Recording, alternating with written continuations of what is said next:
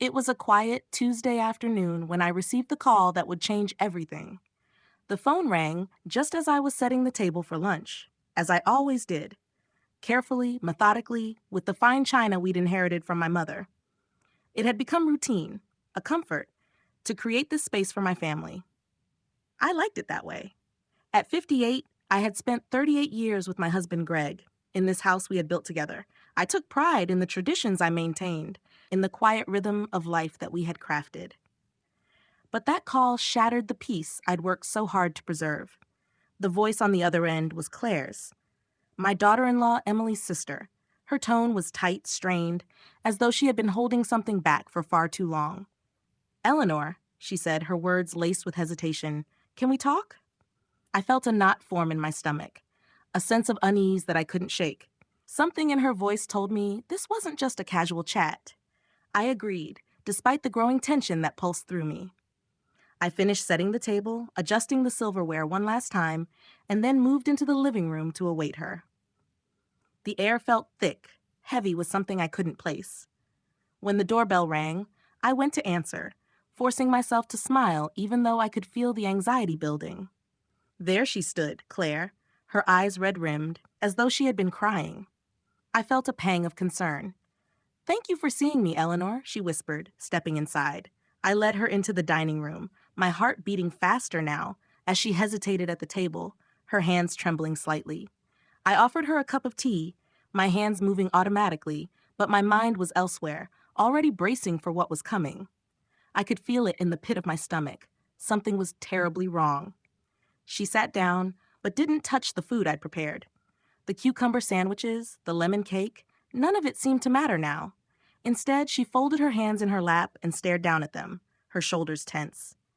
I took a deep breath, trying to steady myself. "What's going on, Claire?" I asked, my voice calm despite the panic that was rising inside me.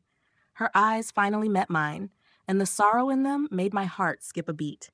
"It's about Emily," she began, her voice faltering. "It's about Greg. I've known for a while now." I felt my breath catch, but I didn't interrupt. I needed to hear it from her. "What about them?"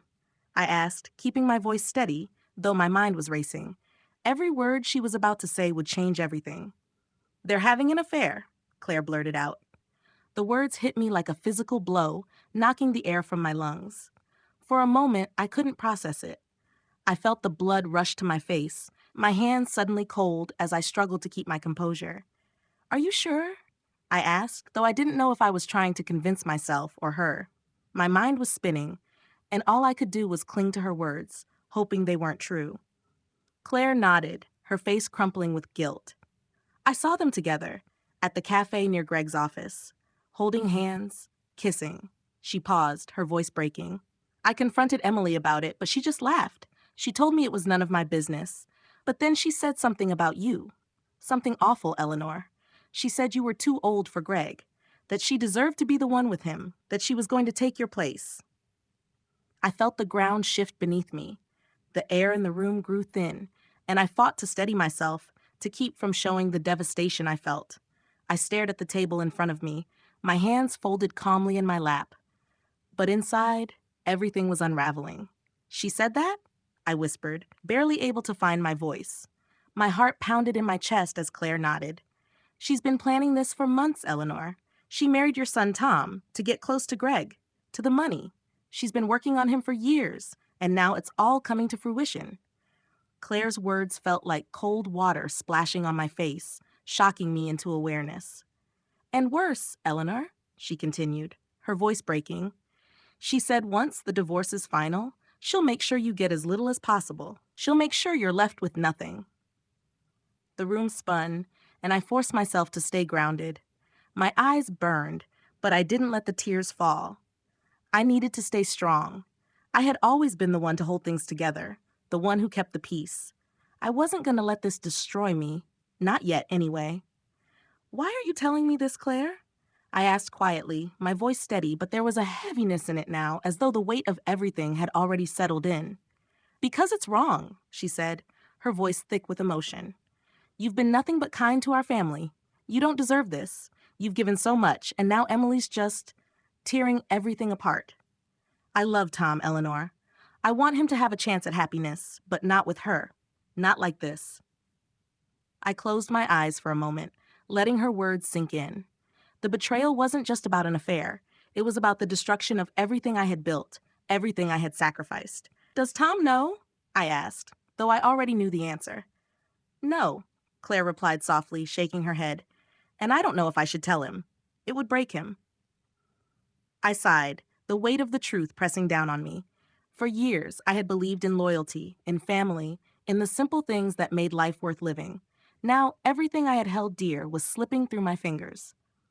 I stood up slowly, my legs feeling unsteady beneath me. I walked to the window, staring out at the garden. The roses were in full bloom, their petals a vibrant red against the green foliage. How beautiful they looked despite everything, despite the betrayal, despite the pain. What are you going to do, Eleanor? Claire asked softly, her voice full of concern. I turned to her, my heart still heavy, but with a strange calm settling over me. I'm going to do nothing, I said, my voice steady. I'm going to pretend I never heard this conversation. I'm going to smile, and I'm going to act like the devoted wife. But Claire? I paused, letting the weight of my next words sink in. Some games require patience, and I've been patient for a very long time.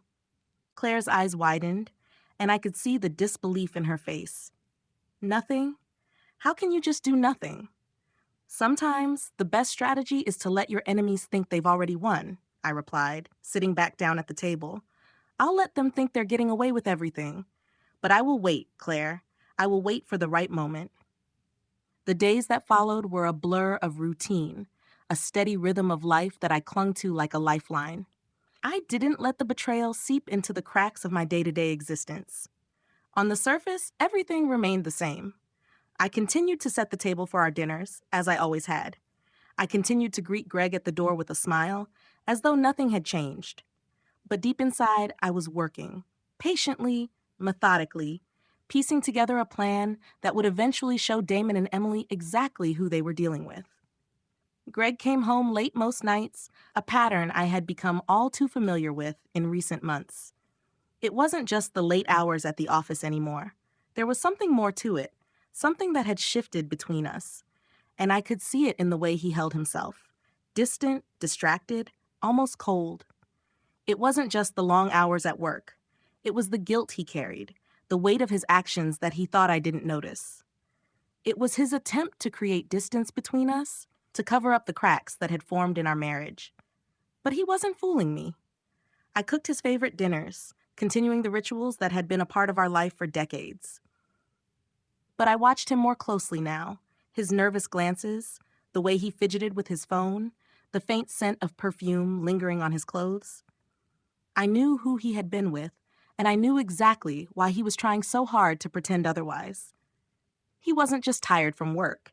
He was tired from his lies, and I could see through it all, even if he thought I couldn't. That weekend, I made an appointment with a lawyer. It wasn't something I had planned to do immediately, but I had to be prepared. I couldn't let them think they could walk all over me. I needed to understand exactly where I stood, legally and financially. So I found a lawyer, someone sharp, someone who specialized in complex divorce cases. Her name was Patricia, and she had a reputation for being ruthless when it came to family law. The moment I walked into her office, I knew I was in the right place. The room was sleek and modern, with dark wood panels and glass walls that overlooked the city. Patricia was a woman in her 40s, with dark eyes that missed nothing. She didn't waste time with pleasantries. "Tell me what's going on," she said, settling into her chair, her tone efficient and no nonsense. I took a deep breath and began to tell her everything, about Greg's affair, about Emily's manipulation, and about the years of lies that had built up between us. I explained how Emily had wormed her way into our family, how she had married Tom to get closer to Greg, and how she had set her sights on taking over everything that was mine. Patricia listened quietly, her eyes flicking over the documents I had brought with me, the marriage certificate, the property deeds, and the trust documents from my family's estate. She didn't interrupt, just absorbed the information. When I was done, she steepled her fingers together and sat back in her chair. "You've got more than you think," she said, her voice calm but filled with authority. "There's a trust set up for your family's estate, correct?" I nodded. Yes, my grandfather set it up years ago. The family home is part of it, along with other properties and assets. Greg and I were married under the assumption that we'd both have control over the house, but I don't think he realized what was actually protected in the trust. Patricia's eyes lit up with interest. You're right. If this trust was set up correctly, and there are provisions for divorce or infidelity, then Greg has no claim to the family home or any of the assets tied to it. Emily, too, has no legal right to any of it. They've been operating under the assumption that they would get everything, your house, the business, the investments. But they're wrong. I felt a spark of hope, though I kept my composure. So, what do I do now? Patricia leaned forward, her expression sharp. We take action. I'll help you navigate the divorce, but we need to be smart about it. We need to make sure they don't get away with anything. I'll go through the trust documents with a fine-tooth comb and ensure that everything is airtight. But for now, you need to continue playing the role they expect from you. Let them think they have the upper hand. It was exactly what I needed to hear. I had to let Greg and Emily think that they were winning. Let them think they were getting away with everything. In the meantime, I would gather more evidence, watch their every move, and prepare for the right moment to strike. When I got home, I was determined to keep my focus. The next day, Emily came over for our usual Sunday dinner, her smile wide and practiced, as if nothing was wrong. She breezed into the house, wearing one of her designer dresses, looking every bit the picture of the perfect wife. I forced myself to smile as I greeted her, though I couldn't help but notice the faint smell of perfume on her, the same scent that lingered on Greg's clothes. Nain, you look wonderful, she gushed, wrapping her arms around me in a hug that felt more like a performance than a gesture of affection. I love what you've done with the flowers on the table. Thank you, dear, I replied, keeping my tone warm but neutral. I wasn't about to let her see that I knew what she was up to. Instead, I served the food as usual, maintaining my calm demeanor. As we sat down to eat, she tried to make small talk, her hand resting possessively on Greg's arm. I knew the game she was playing. But I also knew that it wouldn't last forever. I kept my focus. I wasn't going to let her win. I wasn't going to let her destroy everything I had worked for. Not without a fight. The days blurred together in a quiet haze as I waited for the right moment to act. Life at home continued as usual, or at least as usual as it could be under the circumstances. Greg came and went, his late nights at the office increasing in frequency. I noticed the small things more now. The way he would come home, his eyes darting nervously, his guilty attempts to keep the distance between us. I didn't let him see it, of course. I remained calm, the same warm wife who prepared his meals, kept the house in order, and smiled whenever he walked through the door. It was a strange feeling, pretending that everything was fine when inside. My mind was constantly working, constantly strategizing. In those quiet moments, when I found myself alone with my thoughts, I would think about all the years I had spent with Greg. Our marriage had been built on trust, love, and shared dreams. I had sacrificed so much, invested so much of myself into this life we had created together. To have it all threatened by the actions of someone I had welcomed into my family was beyond painful. It was a betrayal of the highest order. But instead of crumbling, I chose to hold steady. If they wanted to play games, I would play, but I would do it on my terms. That afternoon, I received the legal documents from Patricia's office. She had gone through the trust provisions, combing through every detail to make sure that Greg and Emily had no claim to any of the family estate. When she called to explain her findings, I could hear the satisfaction in her voice. Eleanor, she said, everything is in place. The house, the business, the investments, all of it is protected. If Greg proceeds with this divorce based on infidelity, he forfeits any claim to these assets. It's all yours. I felt a sense of relief wash over me, but it was tempered by something deeper, something more calculated.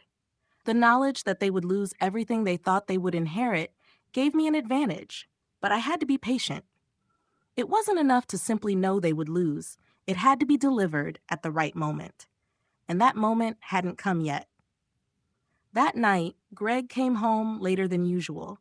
His expression was distant as he dropped his briefcase by the door and removed his jacket.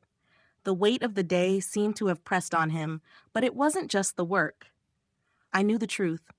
The guilt was eating at him, gnawing away at him with every glance he avoided. He didn't meet my eyes as he walked past me into the kitchen, but I could feel the tension in the air. "Long day?" I asked, keeping my voice light, almost casual, as I set the table for dinner. "Yeah," he muttered, his tone clipped. He stood at the counter, his back turned to me as he pulled out a bottle of wine. The silence stretched between us, thick with unspoken words. I noticed that he was more preoccupied than usual, glancing at his phone every few minutes, distracted by something I couldn't see. "Greg," I said, breaking the silence, my voice softer now. "Are you all right? You've been off lately." He turned to face me then, and for a brief moment I saw something in his eyes. Guilt, fear, maybe even remorse. But it quickly vanished, replaced by his usual air of indifference. "I'm fine," he said, though his words rang hollow. I didn't respond. Instead, I smiled and served the food. I had made his favorite, pot roast with carrots and potatoes, exactly as I had for years. I wanted him to feel comfortable, to feel like everything was as it should be, even as my mind raced ahead. I would give him no indication that I knew. I would wait for the right moment. We ate in silence, the conversation nothing more than pleasantries about his work and the weather. He was clearly distracted, but I didn't let it bother me. This was all part of the game. They thought they had won. They thought they had gotten away with it. But they hadn't. I was still in control, and soon they would realize that. Later that evening, after dinner, I went into the living room to relax. I turned on the television, but my thoughts weren't on the show playing in front of me. I was thinking about everything that had happened over the past few weeks. The confrontation with Claire, the discovery of Emily's affair, the knowledge that my entire marriage had been a lie. It was all so overwhelming, yet there was a strange sense of clarity in it. The more I thought about it, the more I realized that this wasn't just about revenge. It was about reclaiming my life, my power, and my future. As I sat in the quiet of the living room, I thought about what Patricia had said about the trust. Greg had no idea. Neither did Emily. They believed they were going to walk away with everything. The house, the business, the family wealth. But they were wrong. They had underestimated me, and that would be their downfall. The following day, as I prepared for another dinner with Greg and Emily, I couldn't help but feel a sense of anticipation building within me. The time was coming. They were playing right into my hands. I just had to keep playing my part. When Emily arrived that evening, she was as polished as ever, her hair perfectly styled, her dress expensive, her smile as false as her intentions. I greeted her with warmth, just as I had done every time she came over. She pretended to be concerned, pretending to care about me and my marriage. But I knew the truth now. I knew exactly who she was. "Nain, you look wonderful as always," she said, her voice dripping with insincerity. She reached for my hand as if we were old friends, but I could see the desperation in her eyes. She was playing the role of the concerned daughter-in-law, the one who pretended to care while secretly plotting my downfall. "Thank you, Emily," I replied, keeping my tone neutral, my smile steady. "I've been thinking about what you said the other day. Maybe Greg and I should consider our options, as you suggested." Her eyes flickered for a split second, but she quickly masked it with a smile. "I'm glad you're open to it, Nain," she said, her voice soft, almost too soft. "I really think you deserve to be happy." I smiled again, the words hanging in the air like poison. I wasn't the naive woman she thought I was. She didn't know what was coming. None of them did. As dinner progressed, I watched the two of them closely. Greg and Emily sat across from me, exchanging glances and subtle touches. But I wasn't fooled. I knew what they were planning. And I knew that soon everything they thought they could take would slip right through their fingers. The game was far from over. It was only just beginning. The days that followed felt strangely calm, almost as if I were living in a world of my own making. I kept my routine, making dinner, setting the table, carrying on as though everything were perfectly normal. But beneath the surface, my mind was working in overdrive, always thinking ahead, always calculating. I knew exactly what Greg and Emily thought, that I was oblivious, that I hadn't noticed the cracks in my marriage, that I hadn't seen the slow unraveling of everything I had built. They thought they were clever, but they had no idea who they were dealing with. I spent the next few days gathering everything I needed, every document, every piece of evidence that would ensure my victory. I knew they were making their moves, trying to manipulate the situation to their advantage, but I had a different strategy in mind. While they were focused on their petty plans, I was setting up the board for the real game, the one that would leave them stunned when they realized how thoroughly they had underestimated me. The next weekend, when Greg came home, I noticed something different in his demeanor. He seemed restless, distracted, as if he couldn't quite find a way to relax. I had noticed this change in him over the past few months. It wasn't just the late nights at work anymore. It was the way he was constantly looking over his shoulder, the way he would check his phone at odd times, as if he were waiting for something. It wasn't the typical behavior of someone who was in control. It was the behavior of someone who was living in fear, afraid that their secrets would be exposed. "Are you okay, Greg?" I asked casually, keeping my voice light as I placed the roast chicken on the table. He glanced up at me, his eyes flicking away quickly, but not before I caught the look of guilt that flashed across his face. "Yeah, just tired," he replied, his tone a little too sharp. He sat down at the table, avoiding my gaze as I began to serve the food. I kept my expression neutral, my hands steady. This was part of the game. He had no idea that I knew everything. He had no idea that I had been preparing for this moment, gathering the pieces that would ultimately expose his lies. I noticed how Emily behaved when she arrived for dinner. She had that same fake, overly sweet smile on her face, but it was harder to disguise the tension in her body. She was walking a tightrope, trying to appear unaffected while, beneath the surface, I knew she was frantic. She was playing the role of the concerned, loving daughter-in-law, but I could see the cracks in her facade, just as I could see the cracks in Greg's. They both thought they had won, but they hadn't seen what was coming. "Nain, this roast looks amazing," Emily said, her voice dripping with false warmth as she reached for her plate. I didn't respond immediately, letting the silence hang between us for a moment, as I watched her carefully. "I'm glad you like it, Emily," I replied, my voice calm, but with a layer of ice underneath. Greg, oblivious to the tension in the room, went on talking about his day, but I was no longer listening to him. My mind was focused on the real game unfolding in front of me. Emily and Greg had made their move, but I had already made mine, and mine was far more strategic. The trust, the legal protections, the knowledge that Greg would lose everything if he continued down this path. It was all coming together. As we ate, I continued to observe them closely, watching every glance they exchanged, every touch that passed between them. It wasn't just their behavior that gave them away. It was the way they were constantly trying to reassure themselves that they were in control. But I saw through it. I knew exactly what they were doing. They thought they were manipulating me, but the truth was, I had been the one in control the whole time. Later that evening, after dinner, I cleaned up the kitchen, my mind already turning to the next step. It had been almost a month since I had first learned of the affair, but it felt like years. In that time, I had carefully observed every action, every word, every movement that Greg and Emily made. I had taken note of their mistakes, the little things they hadn't considered, like how Emily's perfume lingered on Greg's shirts, or how Greg had started wearing cologne he'd never worn before. The signs were all there, hidden in plain sight. But what mattered now was the final step. I had gathered everything I needed, and it was time to confront the truth. I called Patricia again that evening, the lawyer who had helped me navigate the complexities of the trust. "Patricia, I'm ready," I said, my voice steady, but with a firmness that even I hadn't expected. "It's time to move forward. They think they've won, but they haven't even begun to understand the game they're playing." Patricia's voice was calm and reassuring on the other end of the line. "I'll make the necessary arrangements, Eleanor. We'll proceed carefully, but decisively. It's time to turn the tables." I hung up the phone and sat down in the living room, staring out at the garden. The roses were blooming, their petals vibrant and full of life. It was a strange sense of symmetry, I thought. Life going on, despite the betrayal, despite the lies. In the end, everything would be just as it was meant to be.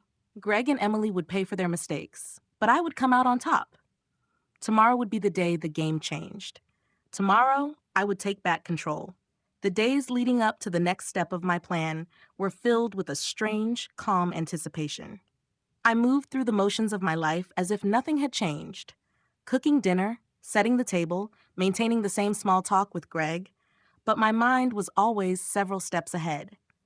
I knew exactly what was coming, and I knew that the moment of reckoning was drawing closer. Greg continued his charade, pretending as if everything was fine. The late nights at the office grew more frequent, and I could see the guilt creeping in more with each passing day. He didn't meet my eyes as often, avoiding my gaze whenever we spoke.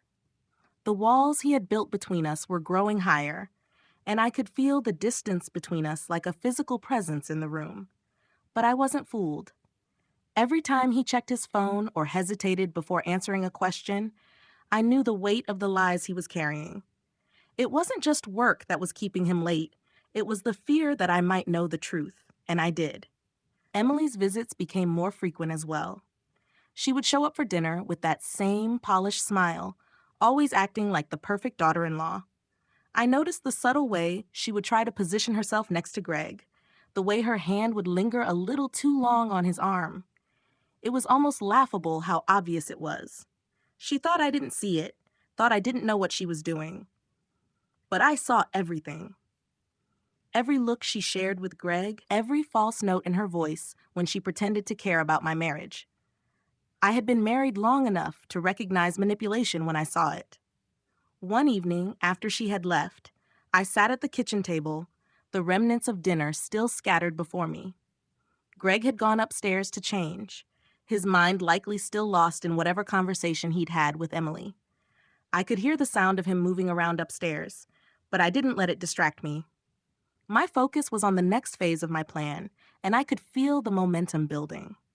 I had made the call earlier that day to Patricia, and she had confirmed everything. The paperwork was ready. The evidence I needed was in place. All that was left was the final reveal, the moment when Greg and Emily would realize they had underestimated me, the moment when they would understand that they hadn't won, that I wasn't just the naive wife they thought they could push aside. When Greg returned downstairs, I didn't look up at him immediately. I kept my focus on the cup of tea in front of me, the warm steam rising in the cool air of the kitchen. I had to keep my composure. He would sense anything out of the ordinary if I didn't. He cleared his throat softly, as if trying to get my attention, but I remained silent, my thoughts still racing. Finally, he spoke. "Nain, are you okay?" His voice was tinged with something, concern, guilt, but I knew it was a question born out of habit more than genuine care. I looked up at him, giving him the faintest smile. "Of course, Greg. I'm just thinking about everything that's been going on lately." My voice was steady, calm. There was no hint of accusation in it, no emotion that would betray what I had planned. "I've been thinking a lot about what Emily said the other day, about our marriage." Greg froze for a moment, and I saw it, the brief flicker of panic in his eyes. But it passed quickly, and he tried to mask it with a sigh. "Nain, please. We don't need to talk about this right now." "Oh, I think we do," I said softly, not giving him an inch. "You've been acting different, Greg, more distant. I can see it." I paused for a moment, letting the tension build. "And I know why. I know about the affair, and I know about the plans you and Emily have made. I've known for weeks now." For a long moment, he didn't speak. He just stared at me, as if he couldn't believe what I was saying. Finally, he cleared his throat, his voice trembling slightly. "Nan, You don't have to say anything," I interrupted. "I already know everything about the affair, about Emily's plans to take everything once the divorce is final. But here's the thing, Greg. You've been so focused on your little games that you didn't even stop to think about the one thing that would keep you from getting what you want." I stood up slowly, walking to the drawer where I kept the trust documents. I slid the papers out with deliberate calmness, the sound of the paper against the wood filling the otherwise silent room. I turned to face him, watching his expression shift from confusion to fear as I placed the documents on the table in front of him. "The family estate, Greg," I said, my voice unwavering. "The house, the business, everything you think you're entitled to, none of it belongs to you.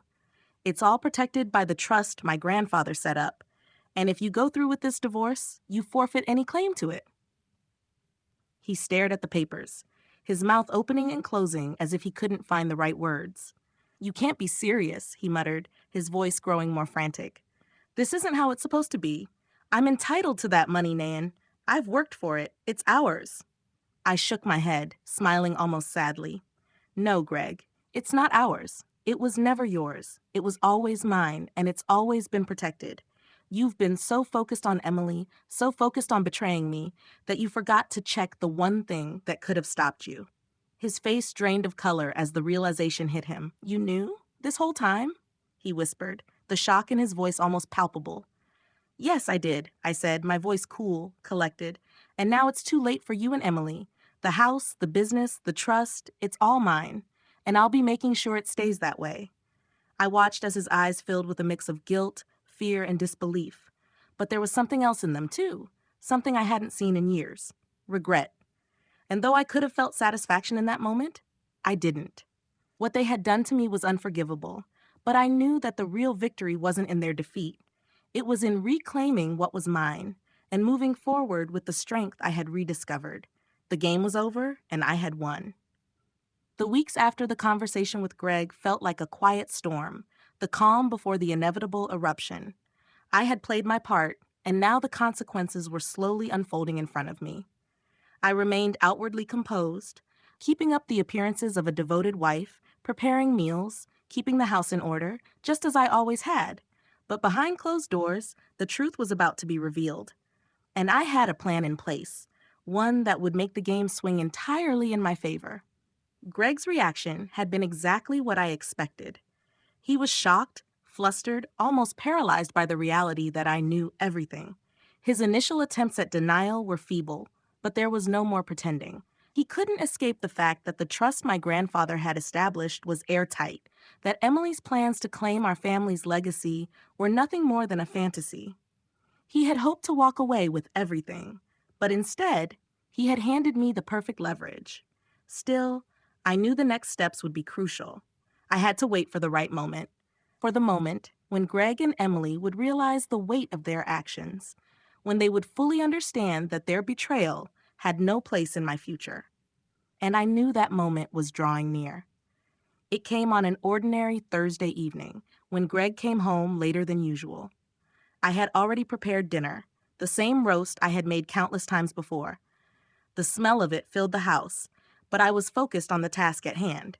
I knew that this was it, the moment I had been preparing for, the moment when I would stop pretending. When Greg walked in, he seemed distracted as usual, but this time there was a palpable tension in the air. He had always been distant lately, but tonight there was something different, something more desperate about him. He paused at the door to the kitchen and cleared his throat, trying to mask the exhaustion in his voice. Hey, Nan. Smells good in here. I looked up from the counter where I was slicing vegetables, my hands steady as ever. Thank you, Greg. Have a seat. Dinner will be ready in a moment. I didn't rise to greet him. Instead, I kept working, letting the silence fill the space between us. He didn't sit immediately. Instead, he stood there, rubbing the back of his neck nervously. Look, Nan, we need to talk about this, he said, his voice strained. I glanced over at him, keeping my expression neutral. About what? I asked, though I already knew. About the divorce, he began, his eyes avoiding mine. About everything. I know things have been difficult, but you have to understand, I didn't plan for things to go like this. He sighed, and I could see the conflict in his eyes. It wasn't the regret I had hoped for, but it was something that suggested he knew the end was coming. I understand, Greg, I said, my voice calm, almost too calm. I know exactly what's been happening, and I've been very patient, haven't I? He shifted uncomfortably, but said nothing, just watching me with that same guilty expression. I continued to prepare dinner, the rhythmic chopping of vegetables filling the silence. It was a peaceful moment, in a way. The tension, though thick, was manageable now. We were both walking on thin ice, but I knew exactly how to keep the balance. Emily and I, he began again, but I cut him off gently. Greg, let's not pretend we don't both know where this is heading, I said, still not looking up from my work. You've made your choices, and I've made mine. It's not about forgiveness anymore. It's about the truth. You and Emily thought you could take everything from me, that I wouldn't fight back. But I've been fighting for a long time, Greg. And now you're going to see just how much. He froze at my words, and for a moment, the only sound was the faint hum of the refrigerator in the background. Then he finally spoke, his voice quieter, almost pleading. Nan, please, I don't want to lose everything. I was wrong. I see that now. I made a mistake. I don't need your apologies, Greg, I interrupted. I set down the knife and turned to face him, my posture steady, my expression firm. I've already seen who you really are, and I don't have time for excuses anymore. This is about what's rightfully mine, and what I'm telling you now is that your actions, your lies, your betrayal have consequences. You don't get to take everything just because you've decided to be selfish. He looked at me, wide-eyed, as if he couldn't believe what I was saying. But the moment of surprise quickly faded, replaced by something darker, more defensive. You can't just... I can and I will, I said, my voice unwavering. The house, the family business, everything we've built together, it's all mine. And you're not getting a penny. You and Emily thought you could take it all. But there's something you missed, Greg. The trust that my grandfather set up, the one you thought would be used against me? It's the reason why you're going to lose everything. Emily won't get a cent, and neither will you. His face drained of color. What are you talking about? He stammered. I don't understand. What trust? I watched him closely, feeling a rush of satisfaction that I had finally reached the moment of truth. You didn't bother to check, did you? My grandfather made sure that the estate, the house, the family legacy, none of it could be touched. And if the marriage ends due to infidelity, the offending party forfeits all rights to it, including you. The words hung in the air, heavy with meaning. Greg's eyes widened, and for the first time, I saw the full weight of his realization, the fear, the shock. It was exactly what I had waited for. I turned back to the stove, letting the silence linger. So, you can take your apologies and your excuses, Greg, but the game is over. Emily won't be walking away with anything, and neither will you. You thought you could destroy me, but in the end, I've destroyed your plan.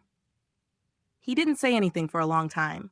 He just stood there, staring at me as the truth of what had just been said sank in. I continued to prepare dinner, the sound of the knife chopping the vegetables almost rhythmic, steady, calming. Eventually, he left the kitchen without another word, his footsteps heavy and unsure. I didn't watch him go. I didn't need to. I had already won. The days following that confrontation felt like they were suspended in time, each moment stretching out longer than the last. I watched Greg carefully, but he had become even more distant, his every move drenched in guilt. He no longer attempted to hide the unease that seemed to follow him everywhere. But he still hadn't fully grasped the consequences of his actions. He continued to pretend like everything was fine, but his eyes, those eyes that once held so much warmth and love, had turned vacant, almost hollow. He hadn't left yet, but I could see him slowly withdrawing into himself, trying to come to terms with the reality that had crashed down upon him. Emily's behavior had changed too. She had always been the picture of confidence, the perfect daughter-in-law who knew how to charm everyone in the room. But now, the facade she had built for herself was starting to crack. She had been avoiding me, keeping her distance during our interactions, no longer the friendly woman she pretended to be. I could see her trying to gauge me, watching for any sign that I might know more than I let on. But she didn't know that I had already seen through her games. I knew exactly who she was, her superficial charm, her manipulation, her greed. Despite the tension that had settled in the house, I maintained the same routine. I kept my focus, making dinner, keeping the house in order, and most importantly, preparing for what was to come. I had learned long ago that in situations like this, the best thing you can do is stay patient, stay quiet, and let the truth come to light on its own. The time for confrontation had passed. Now I was in control, and the final act was in motion. It was a rainy Tuesday evening when the next phase of the plan began to unfold. I had just finished setting the table for dinner when the doorbell rang. I didn't need to check the clock to know it was Emily. She had started showing up unannounced more frequently in the past few days, and it was clear that her confidence was beginning to wane. I stood up from the table and walked to the door, my movements deliberate, steady. When I opened the door, there she was, looking perfectly put together, as usual. But there was something in her eyes that wasn't quite right. It was subtle, but it was there. A flicker of uncertainty. She smiled at me, but it didn't reach her eyes. "Hi, Nain," she said, her voice too bright, too forced. "Hi, Emily," I replied, my tone warm but neutral. "Come on in, dinner is almost ready." She hesitated for a moment before stepping inside, glancing around the entryway as if to ensure nothing was amiss. She knew something was changing. She could feel it in the air. I didn't give her the satisfaction of knowing how much control I now held over this situation. I led her to the dining room, where the table was set, and I resumed my preparations without saying much more. We ate in silence for the most part. I could feel her eyes on me, trying to read my expression, trying to figure out what I knew. She was probably expecting me to break, to confront her or Greg about the affair, but I wasn't going to give her the satisfaction. I was waiting for the moment when she would realize that she had lost. After dinner, as we moved into the living room to have coffee, Emily started talking about things that didn't matter. Her plans for the future, her latest shopping spree, meaningless chatter designed to fill the space between us. But I wasn't paying attention. I was watching her, studying her every movement, every word. I could see how her confidence was slowly slipping away, how she was trying desperately to hold on to the illusion that she had everything under control. Finally, after a long stretch of silence, she spoke again, her voice softer this time. "Nain, I know things have been hard," she said, her tone almost apologetic. "I just want you to know that I never meant to hurt you. I really care about Tom, and I care about this family. I want us all to be happy." I almost laughed at her audacity, but I held it in, maintaining my composure. "Do you, Emily?" I asked quietly, my gaze meeting hers. "Do you really care about this family?" She froze, and for the first time I saw the cracks in her armor. She tried to cover it up with a tight smile, but it was too late. I had already seen the truth. "Because, Emily," I continued, my voice calm but firm, "if you really cared, you wouldn't have done what you did.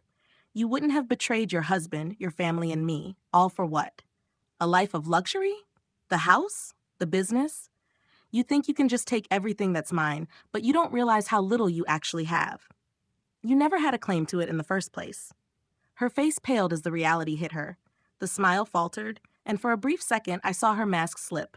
The arrogance, the entitlement, it was all gone, replaced with something else. Panic. "You don't know what you're talking about," she said, her voice shaky, but she couldn't quite meet my eyes. "I do," I replied, my voice unwavering. "I've known for a long time. You never had a chance at taking anything from me. I've been planning for this, Emily, and now it's too late for you." She didn't respond. She just sat there, her face pale, her eyes wide, as she processed the weight of my words. For the first time since I had discovered the affair, I felt a strange sense of satisfaction. It wasn't the satisfaction of revenge. It was the quiet satisfaction of knowing that the truth was finally coming to light. Emily's carefully constructed world was crumbling around her, and there was nothing she could do to stop it. I stood up and began to clear the dishes, my movements slow and deliberate, letting the silence hang in the air. Emily didn't say another word. She got up, quietly excused herself, and left without another glance. I didn't chase after her. I didn't need to. The moment she left, I exhaled, a weight lifting from my chest. It wasn't over yet, but the final pieces of the puzzle were falling into place. I had won. I had taken back control. Greg and Emily thought they were playing the game, but they hadn't known the rules. And now, they were about to learn just how carefully I had planned my victory. The following days were a strange blend of relief and anticipation. The battle was far from over, but I could feel the weight of the first major victory settling in. Emily's reaction, her attempt to feign concern and downplay everything, had been exactly what I expected. She didn't have the strength to face the truth. She had thought she could slip into my life and take what she wanted, but she hadn't counted on my patience, my resilience, and my ability to wait for the perfect moment. Greg had been quiet since my confrontation with Emily. He avoided me when he could, and when he couldn't, his guilt was so palpable that it almost suffocated the space between us. It had been a long time since I had seen him this vulnerable. The man who had once been my partner, my equal, now seemed like a stranger, defeated, remorseful, and uncertain. He knew I had all the cards now, and there was nothing he could do to change that.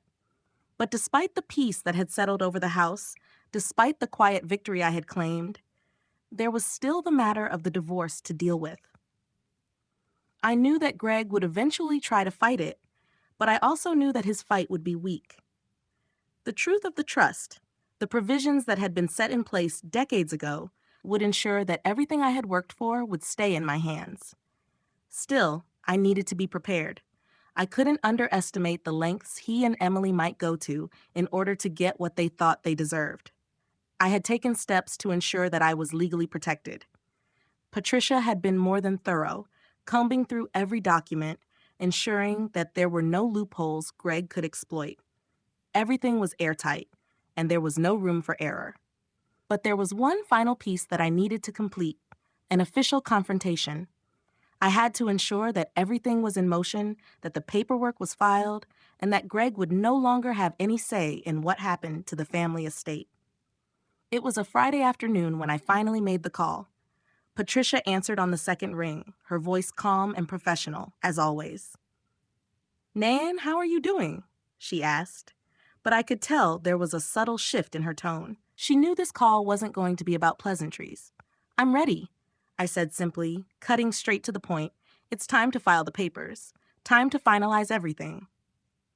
There was a slight pause on the other end of the line before Patricia responded. "You're sure? You've given this a lot of thought, Nan?"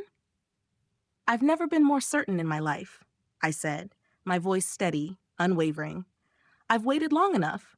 It's time for Greg to face the consequences of his actions. It's time for Emily to realize that she can't steal what doesn't belong to her." Patricia's voice softened with a hint of approval. "I'll get everything moving. We'll make sure it's done properly, and you'll be protected every step of the way. You've handled this with such grace, Nan. I truly admire your patience." I didn't respond to the compliment. It wasn't about grace or patience anymore. It was about reclaiming what was mine, about securing my future and ensuring that I wouldn't be left with nothing after decades of sacrifice. "Just get it done," I said, my tone final. That evening, after the phone call had ended, I felt a strange sense of calm wash over me. The decision had been made. There was no turning back now. I had done everything I could to prepare, and now it was up to the system to take its course. I couldn't control what Greg and Emily would do next, but I knew they couldn't win. Not now. Greg came home late that night, his usual tired demeanor more pronounced than ever. He didn't speak much, simply dropped his things at the door and made his way upstairs. I could tell he was already processing the reality of what was about to unfold. He knew that the divorce papers were coming, and he knew that I wasn't backing down. There was no negotiation left. The truth was out, and now it was time for him to face it. The next few days were filled with quiet anticipation. I went about my normal routine, but the tension in the house was palpable. Every glance Greg gave me seemed filled with a mix of guilt, confusion, and fear. He was no longer the man I had once known. He was a man who had lost everything, a man who was coming to terms with the consequences of his betrayal. And while part of me wanted to feel sympathy for him, I knew that he had done this to himself. He had chosen his path, and now he would have to walk it alone. The morning came when the papers were officially filed. Patricia sent me a message to confirm that everything had been submitted to the court, that Greg's fate had been sealed. I felt a strange mixture of relief and finality. This chapter of my life was closing, but I knew there would be more to come. The next phase was about healing, about rebuilding what had been broken, and about finding a new sense of purpose. But for now, the battle had been won, and the future was mine to shape. When Greg came downstairs that morning, he seemed different. There was a resignation in his movements, as if he knew that everything he had fought for was slipping away. He avoided my gaze, but I could see the way he clenched his fists, the way his shoulders tensed. He knew it was over. "I'm sorry, Nan," he said quietly, his voice barely above a whisper. It was the first time he had spoken to me like that in months, and it almost felt like an apology from a stranger. But I didn't respond right away. I simply nodded, the weight of everything still hanging heavy in the air. There was no need for more words. The damage had been done. The truth had already been revealed. And now, it was time to move on. I stood up from the table, looking him in the eye for the first time in a long while. "It's too late, Greg," I said softly. "You made your choice. Now you have to live with it." With that, I walked out of the room, leaving him behind, and stepped into the next phase of my life. One where I would no longer be held back by lies. One where I would reclaim everything I had lost. The game was over, and I had won. The days that followed the filing of the divorce papers were a strange kind of quiet. Greg was no longer the man I had once known. His bravado, his arrogance, all of it had crumbled away, leaving behind a shadow of the person I had married. The house, once filled with the sounds of his laughter, his discussions about work, was now filled with an oppressive silence. He no longer avoided me with the same casual detachment. Instead, he seemed to be waiting for something, perhaps an opportunity for redemption, or perhaps simply for the inevitable to happen. Either way, I knew that whatever remained between us was broken beyond repair. I went about my daily routine with a calm resolve. There were no tears, no long conversations filled with regrets or apologies. I had no more room for that. The emotional weight that had hung over me for months, perhaps even years, was finally beginning to lift, replaced by something else. I wasn't sure if it was relief or something deeper, but I felt a sense of clarity that I hadn't had in a long time. Greg continued to retreat into himself.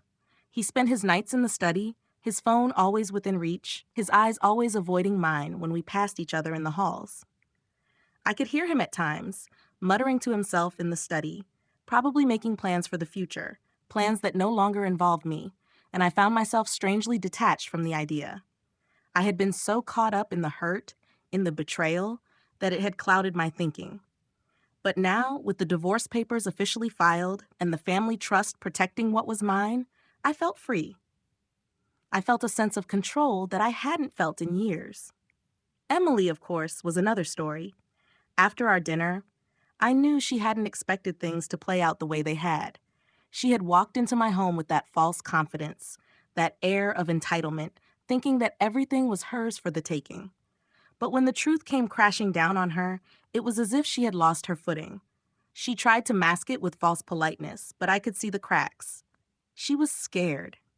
She had thought she was playing me, but in the end, she had become the pawn. I knew she was trying to find a way to salvage what she thought she deserved, but I also knew that she was running out of options. The trust provisions, the legal protections, all of it stood between her and what she wanted. In the following days, I made a point to stay in control, to maintain the same quiet strength I had been cultivating. I didn't engage in the same petty games they were playing. I refused to confront Emily again. I had already won that battle, and I wasn't about to let her drag me into her web of lies. Instead, I focused on myself.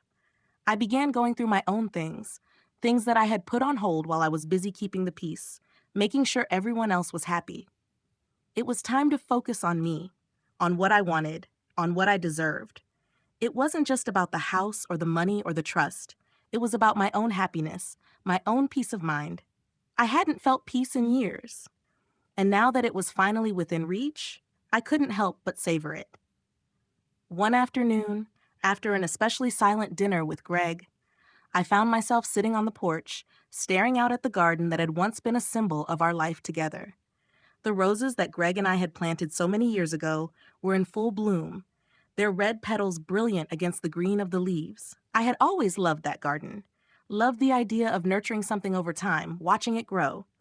But now, as I sat there alone, I realized that I had been doing that all along, nurturing a marriage, a family, all while I was silently being left behind.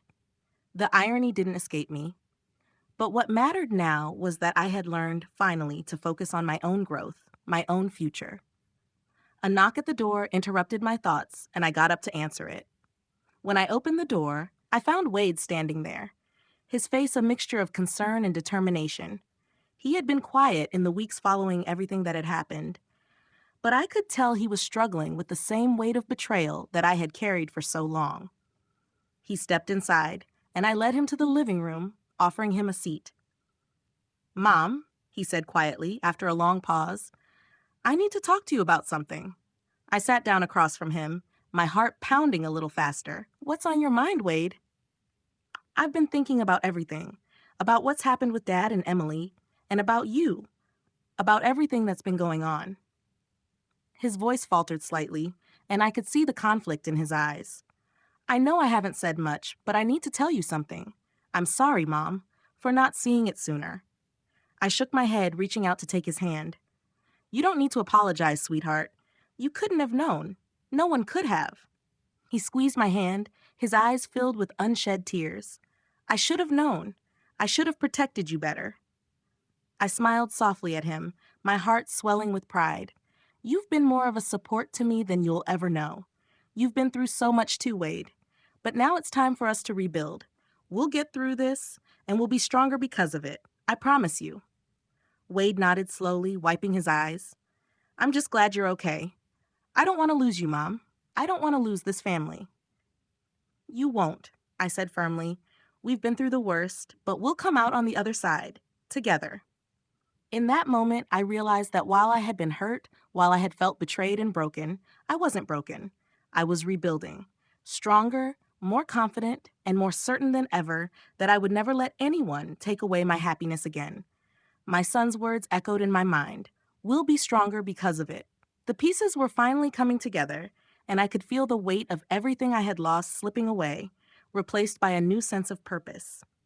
It wasn't just about the battle with Greg and Emily anymore. It was about creating a future that was mine to shape. A future where I wouldn't just survive, I would thrive. And with Wade and the people I loved beside me, I knew I could do it.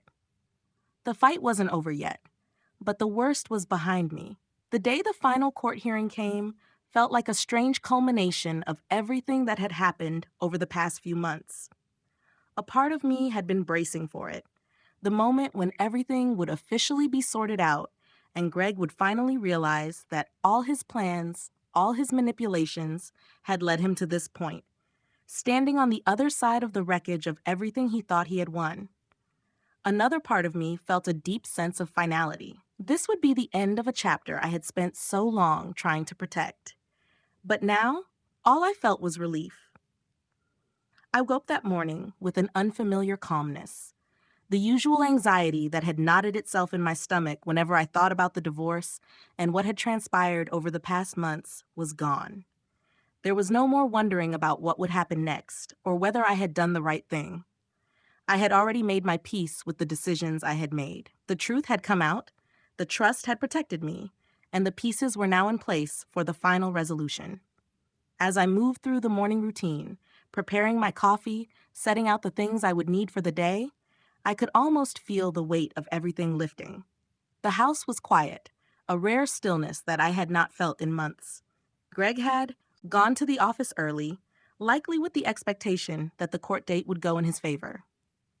I knew he was still in denial, still clinging to the hope that somehow, by some miracle, he could turn the tide back in his favor. But he had no idea what was about to happen. I had already won, and all that was left was for the legal process to reflect it. By the time I was ready to leave for the courthouse, I felt a strange sense of empowerment. I had spent so many years putting others first, sacrificing my own happiness for the sake of family, for the sake of keeping the peace. I had spent years trying to smooth over cracks that weren't my fault. But today was different. Today, I was walking into that courtroom knowing that I had done everything right. I had fought for myself, for what was mine, and I wasn't going to let Greg or Emily walk away with what they thought they were entitled to. I drove to the courthouse with a steady hand on the wheel, my mind clear. It was early, and the streets were still quiet, the world around me still waking up. The city seemed suspended in time, as if the world itself was waiting for the conclusion of the battle I had fought.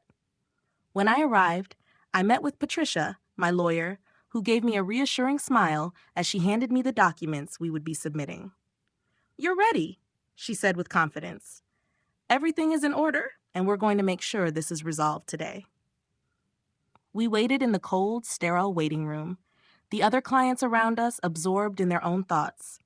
But I could feel the shift, the quiet intensity in the air. Today wasn't just another court date. It was the day I would officially close this chapter, the day I would finally be free. The moment we stepped into the courtroom, I saw Greg sitting at the other side, his eyes briefly meeting mine before he quickly looked away. Emily was with him, sitting primly beside him as if everything was still normal, as if she wasn't the cause of all this destruction.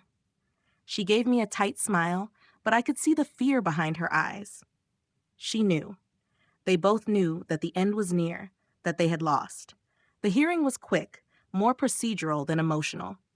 The judge reviewed the documents and we went over the details of the settlement. Greg's lawyer made a few weak attempts to challenge the terms of the divorce, but they were hollow, ineffective. Patricia had already made sure that every detail was airtight.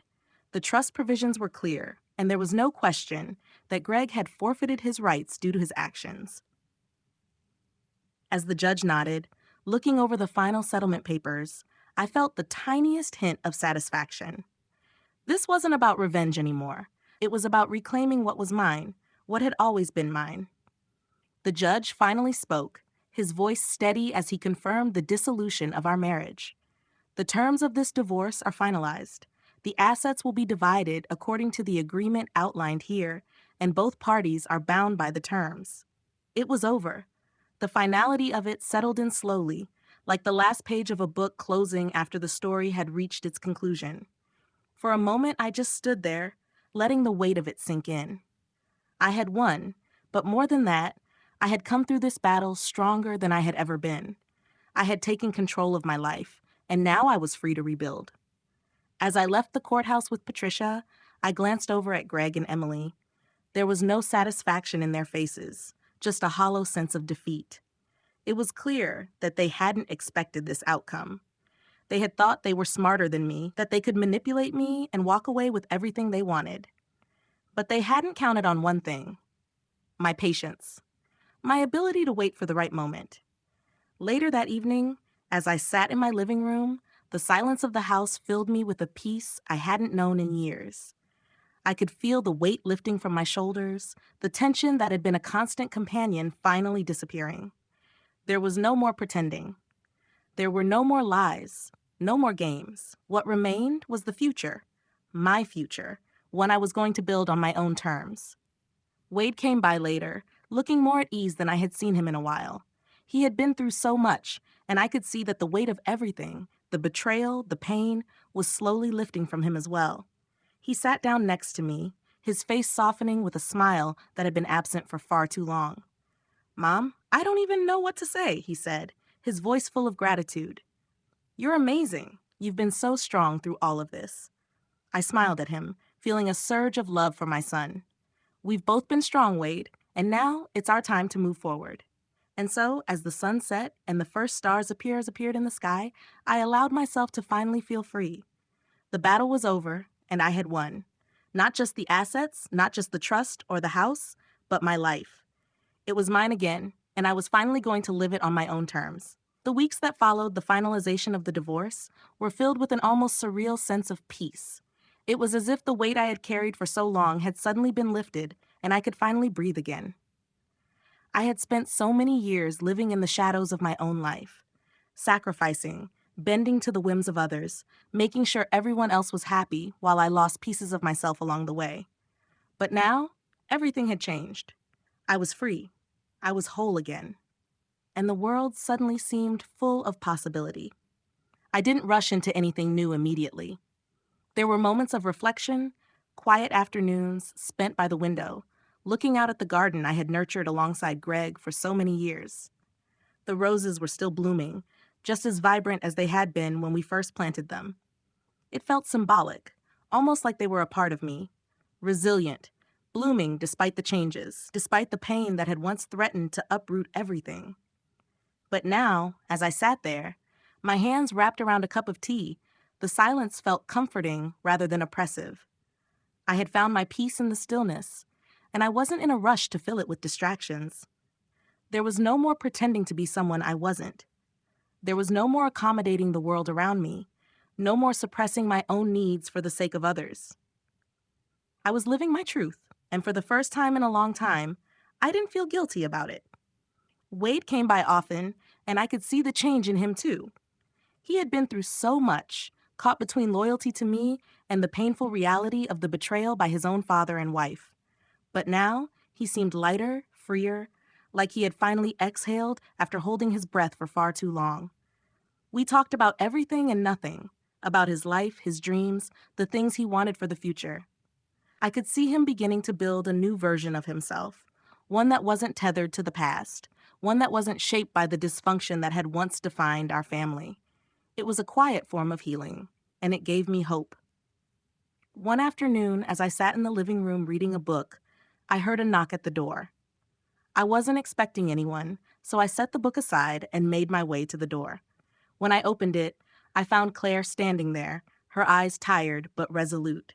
She had been a quiet presence in my life, a supportive one, but I could tell she was carrying something heavy. "Nan," she began, her voice soft but firm. "I need to talk to you."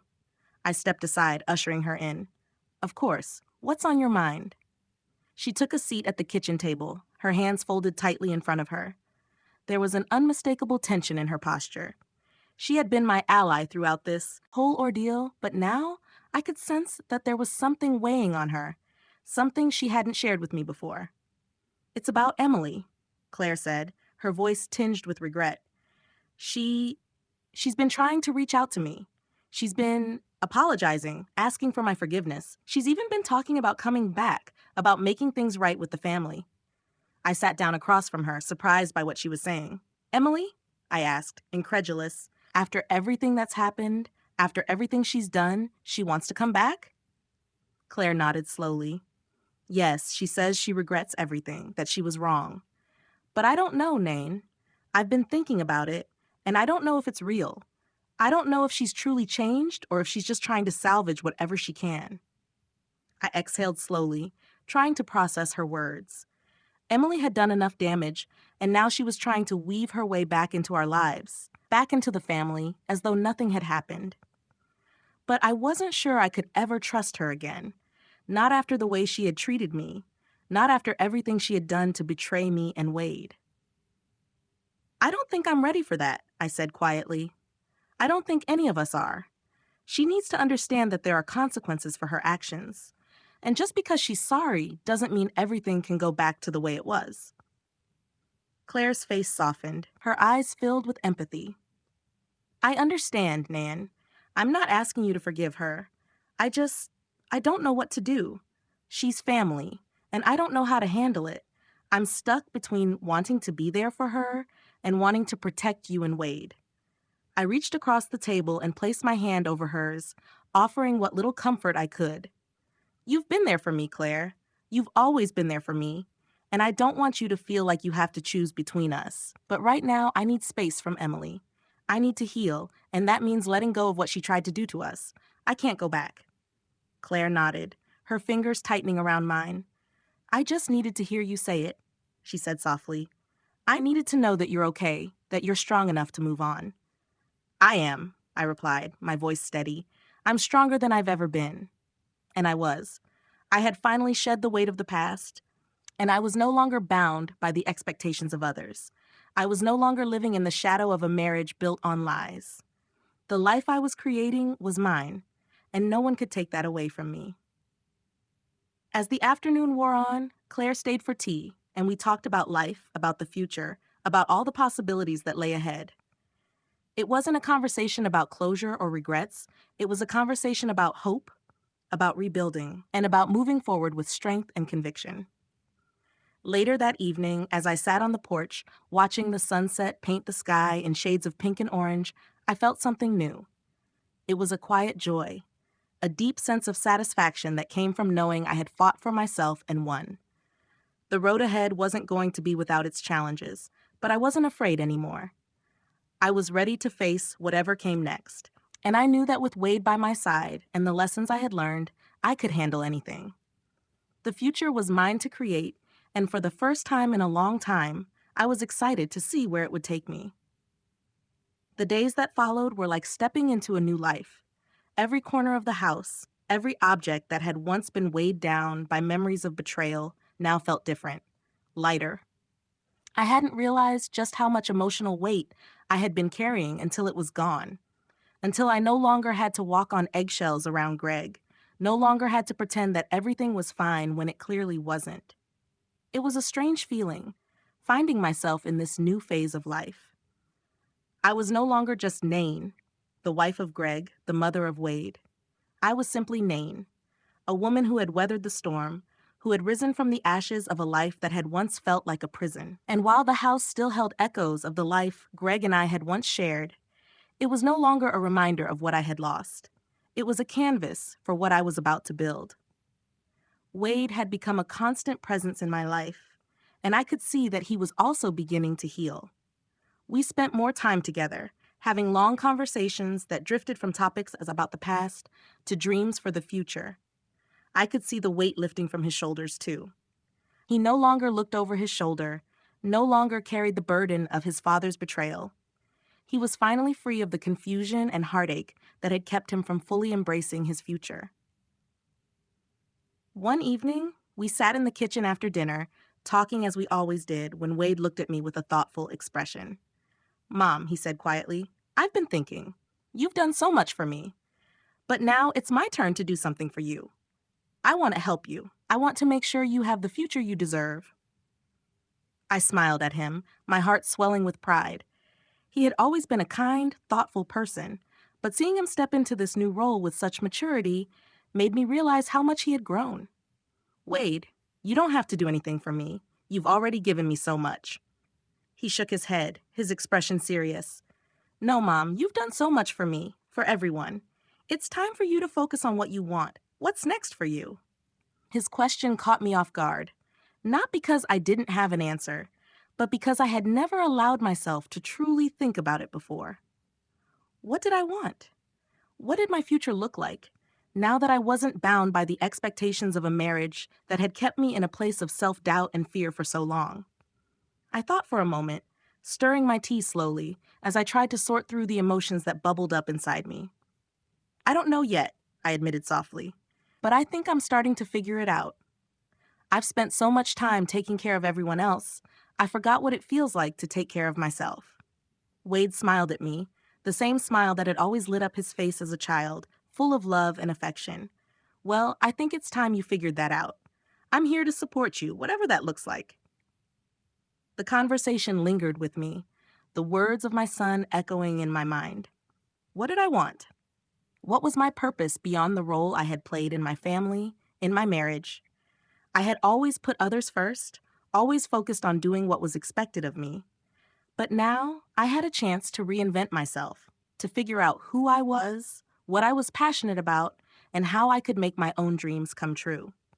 The next few weeks were spent slowly rediscovering pieces of myself that I had long forgotten.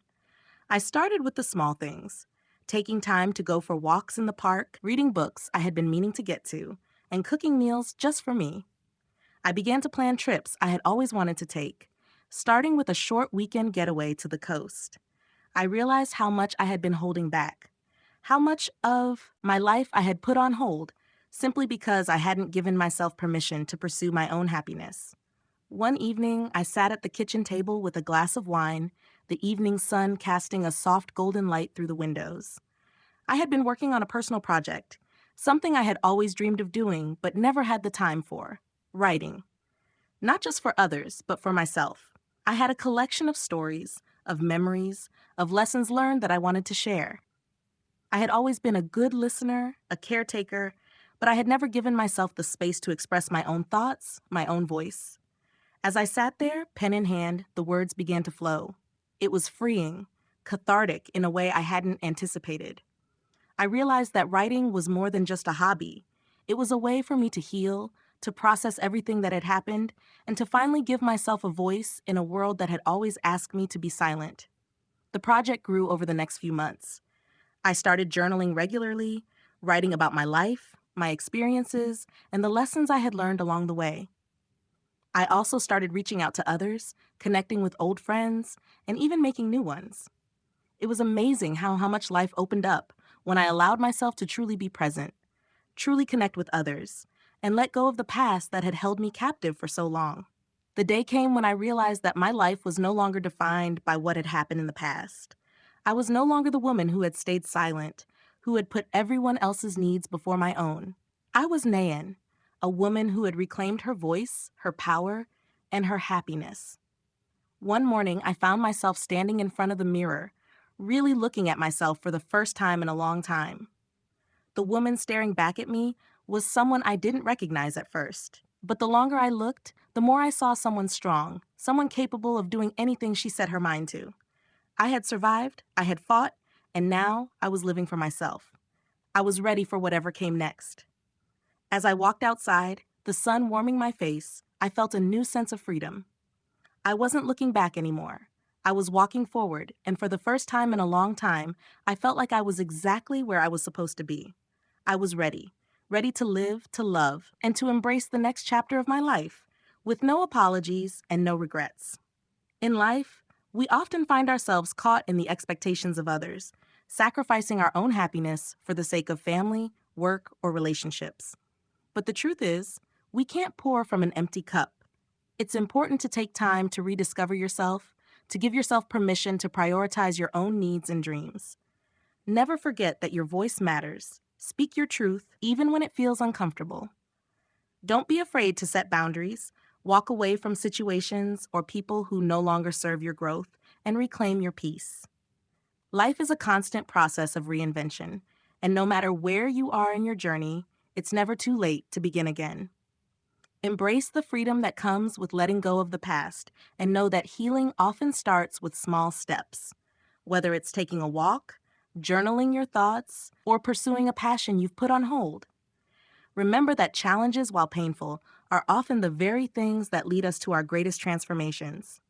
Trust that every experience, no matter how difficult, is shaping you into a stronger, more resilient version of yourself. Keep moving forward. Your future is worth it.